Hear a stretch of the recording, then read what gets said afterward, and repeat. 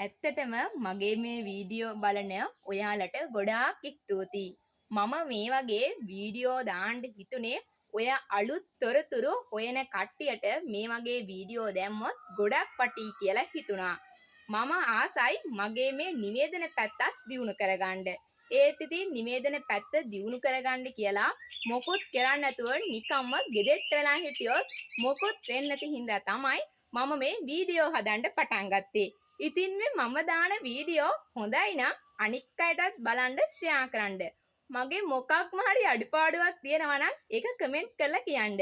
ඒ විතරක් නෙවෙයි මට ලයික් එකක් දාන්නත් අමතක කරන්න එපා.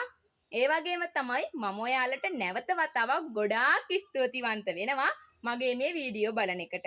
මම අදත් ඔයාලට ලස්සන අලුත් වීඩියෝ එකක් අරන් ආවා. ඔබ දන්නවාද ලෝකේ වායුගෝලයේ නයිට්‍රජන් වායුව තමයි වැඩිම. නයිට්‍රජන් වායුව 78ක් තිබෙනවා. ඒත් ඔක්සිජන් වායුව තියෙන්නේ 20.9.5 වැනි පුංචි ප්‍රමාණයක්. මෙවැනි ප්‍රතිශතයක් තියාගෙන තමයි ලෝකයේ මිනිස්සු යුද්ධ කරන්නේ. කර්මාන්ත ශාලාවලින් විස රසායනික ද්‍රව්‍ය මේ පරිසරයට මුදා හරින්නේ. ඉන්දියාවේ නවදිල්ලියේ විනෝදයට පුපුරන ද්‍රව්‍ය භාවිතා කරමින් හුස්ම ගන්න බැරි වායුගෝලයක් නිර්මාණය කරන්නේ මේ වායුගෝලයේ ඇති බලපෑම නොසිතා.